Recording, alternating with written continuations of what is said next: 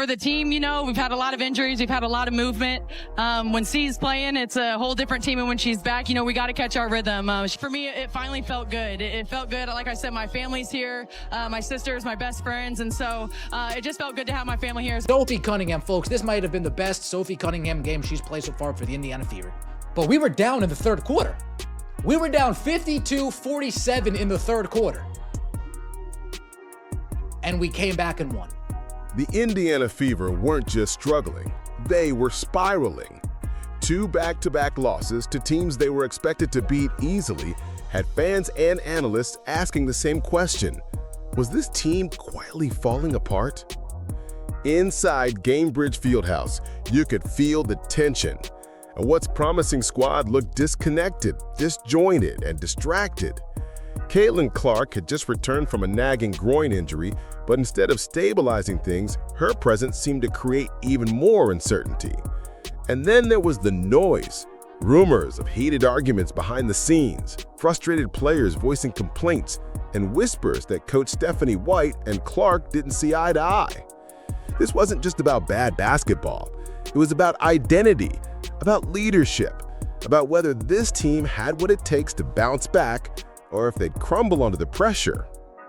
But what happened next, nobody saw coming. The Fever walked into their next game against the Atlanta Dream, carrying the weight of all of that drama. The pressure was suffocating. One more bad performance and the locker room could fully implode. And yet, something changed.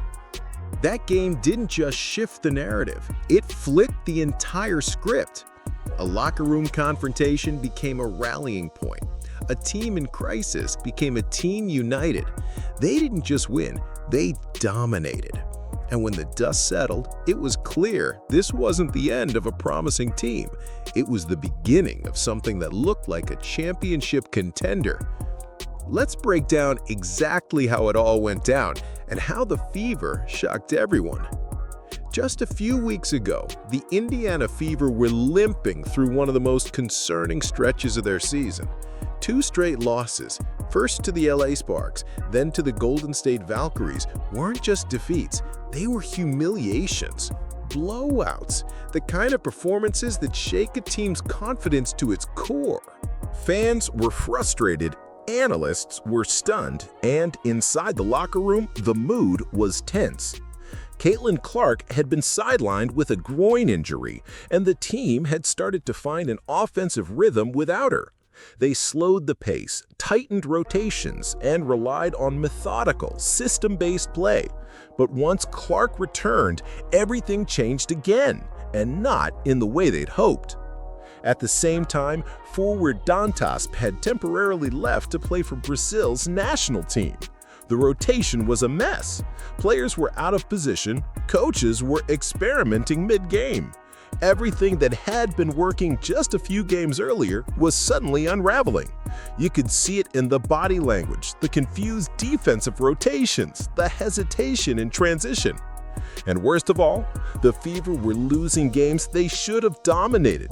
No disrespect to the Sparks or Valkyries, but those were matchups Indiana was supposed to win, easily. Instead, they got exposed. The locker room atmosphere was described by insiders as frustrated, tight, and uncertain. This wasn't just a team hitting a rough patch, it was a team on the verge of crisis. But what triggered the turnaround wasn't what anyone expected. Caitlin Clark was supposed to be the spark. The unlocker room atmosphere was described by insiders as frustrated, tight, and uncertain. This wasn't just a team hitting a rough patch, it was a team on the verge of crisis. But what triggered the turnaround wasn't what anyone expected. Caitlin Clark should have come off the bench, played free, and led the second unit into a deadly pace team. That would catch the incoming team by surprise. The Indiana Fever didn't get a boost. Instead, they got confusion. The problem? Clark didn't fit into the system that had developed during her absence. Coach Stephanie White prefers slow, structured basketball, grind out possessions, control the tempo, run half-court sets, but Clark thrives in chaos. She's at her best pushing the pace, finding shooters in transition, and improvising plays at lightning speed. That clash in philosophies wasn't just tactical, it was philosophical. Suddenly, the Fever were playing like two different teams, one with Clark on the court and one without her. Teammates didn't know their roles, ball movement disappeared, rotations broke down, and most concerning of all, Clark started pressing. Her shot selection grew erratic. Over a 5-game stretch, she shot just 28.9% from the field and a brutal 11.4% from beyond the arc. The numbers didn't lie. Something was seriously off. But underneath the missed shots and broken plays was a deeper issue: identity. Was this Clark's team to lead, or was she just another piece in a system she didn't fit? That tension slowly started bubbling to the surface, not just on the court, but in practice, in the huddle, and in team meetings. And everyone felt it. The Fever weren't just dealing with losing streaks, they were wrestling with something bigger: how to play the game itself. And soon, that conflict would explode. Halftime, Fever versus Atlanta Dream. The team had walked into the game needing a statement performance, but the first half was anything but. They looked sluggish, disconnected, like all their old problems had returned. And then it happened. Behind the scenes, away from the cameras, sources say Caitlin Clark and head coach Stephanie White had a heated confrontation. Not just a difference of opinion, not a quiet sideline chat. This was voices raised, frustration boiling over, and the entire locker room felt the shockwaves. Multiple witnesses claimed Clark didn't hold back. She called out the offense. She criticized the ball movement. And, most controversially, she allegedly told Coach White to bench Kelsey Mitchell and Natasha Howard because they don't pass. That comment, whether exaggerated or not, spread like wildfire through the media and among fans. And while the team has stayed quiet publicly, body language on the court told a different story. Clark had been visibly frustrated, even walking back on defense during possessions where teammates froze her out. And Howard, she straight up looked her off to end the third quarter.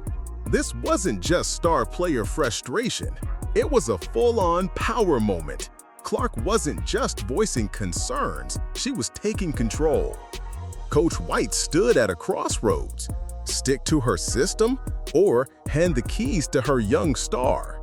And in that moment, with the season hanging in the balance, something shifted. Two strong personalities, one locker room, and a decision that'd change everything. Coming out of that locker room, nobody knew what to expect. Would the Indiana Fever self-destruct under the weight of internal conflict? Or would they finally respond like a team that still believed in each other? What happened in the second half was nothing short of a transformation. The Fever exploded for 59 points, their highest scoring half in 7 seasons, and absolutely ran the Atlanta Dream off the court. It wasn't just a bounce back, it was a total statement. A declaration that this team, despite everything, was far from done. The offense suddenly looked alive again. The ball moved, the pace quickened. Players found each other in rhythm. The shots started falling, but more importantly, so did the hesitation. That hesitation that had haunted them for weeks was finally gone. You could see it in their eyes. The tension had broken. Sophie Cunningham turned into an energy machine, diving for loose balls, crashing the glass, and lighting a spark on both ends. Kelsey Mitchell, who Clark had reportedly criticized just minutes earlier, responded with 25 points, leading the team in scoring and playing with something to prove. Even Clark, despite her continued shooting struggles, began dictating the tempo. She stopped settling for threes and started attacking the rim, creating lanes for her teammates with her vision and drawing fouls with her aggression.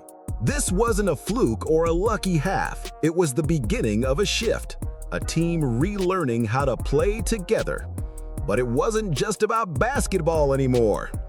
This wasn't just any game for Caitlin Clark. It was personal. The last time the Fever faced the Atlanta Dream, Brittney Griner made headlines for all the wrong reasons. Not just for her physical defense, but for what many believe were racially charged slurs hurled at Clark during the game, including the now infamous trash white girl comment caught on video and whispered through every corner of the internet. No official comment from the NBWA, no statement, no consequences, but the Fever didn't forget. From the opening tip, there was a different energy on the floor. The Fever weren't just playing to win, they were playing to defend their own. Clark was targeted in the previous matchup, and this time her teammates weren't gonna let that slide. Sophie Cunningham showed up like a woman on a mission, throwing her body around, grabbing 10 rebounds, and playing with a grit that screamed, "You don't mess with us." Kelsey Mitchell, the same player reportedly criticized by Clark earlier that night, dropped 25 points in one of her most locked-in performances of the season. Shot after shot, she made it clear. No distraction, no drama, just buckets. Clark, still in a shooting slump, but she dished out 9 assists and fought through contact to get to the line. She didn't need to be the top scorer. She was the engine, the tone setter, the heartbeat. This wasn't just payback for a disrespectful comment. It was a message to the entire league. You come for one of us, you deal with all of us. Championship teams aren't defined by talent alone. They're defined by how they respond to pressure. And in the second half against the Atlanta Dream, the Indiana Fever showed exactly why they still belong in that conversation. After getting torched by Jordan Canada for 26 points in the first half, the Fever locked in defensively. They made the adjustments, they switched matchups, they closed driving lanes, and, most importantly, they played smart, connected basketball. The result? Canada was almost invisible in the second half. Offensively, the Fever stopped forcing bad shots and started trusting each other again. Aaliyah Boston was the unsung hero, finishing with 19 points, 6 rebounds, and 8 assists. Yes, 8 assists from a forward. That's not just production, that's playmaking IQ. She became the connector, the glue, the extra pass that made the difference between a contested jumper and a wide-open layup. Caitlin Clark also adjusted. Instead of jacking up threes, she started attacking the rim, drawing contact, and collapsing the defense. That decision shifted the game's tempo. Suddenly, defenders had to react to her penetration, opening the floor for shooters and cutters. Her impact wasn't about scoring, it was about orchestration. And the numbers proved it. The Fever notched 27 assists on 35 made baskets. That's a 77% assist rate, one of the highest of any team this season. The Fever didn't just outplay Atlanta, they outthought them. And as the fourth quarter approached, it was clear this wasn't just a bounce back, this was a team figuring it out. Here's the part that should terrify every other team in the league. This version of the Indiana Fever, the one that just dropped 99 points and dismantled the Atlanta Dream, they've barely even played together.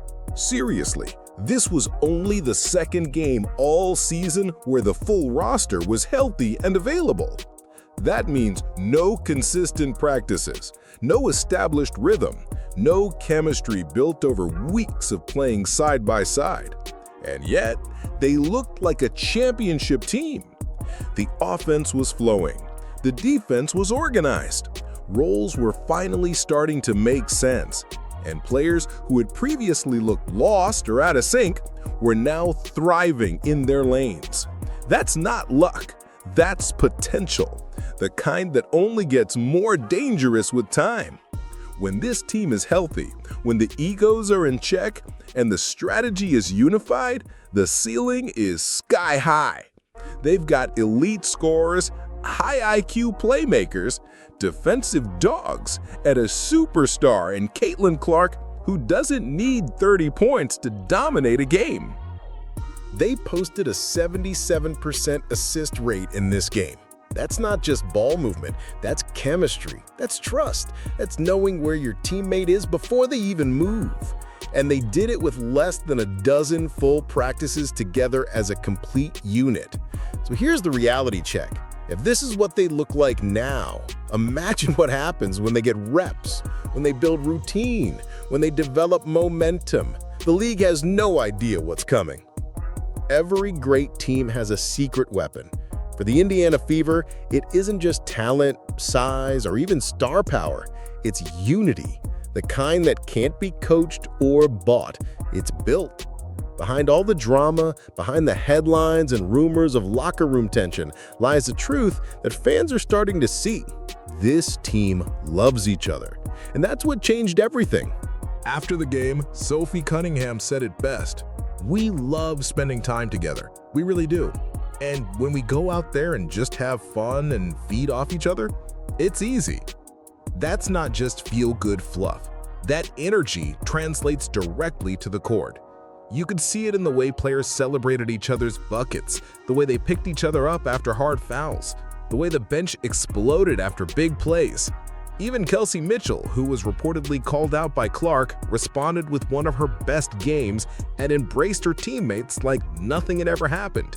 Because that's what great teams do. They fight, they challenge, they grow together. This unity isn't accidental. It's what allowed them to survive 2 brutal losses. It's what fueled their second-half comeback, and it's what turned a potential collapse into a full-blown revival. Love, chemistry, and shared purpose, that's what makes this team dangerous. They've got shooters, defenders, creators, but their most unstoppable asset? They're for each other, every play, every quarter, every fight. And now, the entire league better take notice. The Indiana Fever walked in the Gainbridge Fieldhouse surrounded by doubt. 2 ugly losses, rumors of locker room tension, and questions about whether this team was falling apart. But what they delivered wasn't just a win, it was a statement. They dropped 59 points in the second half, shut down Atlanta's best player, and reminded everyone why they're still one of the most dangerous teams in the league. And here's what makes it terrifying for the rest of the WNBA. This was only their second game with the full roster. This team isn't done growing, they're just getting started. If you've got the fever, drop it in the comments. Like, subscribe, and buckle up, because this team story is only beginning.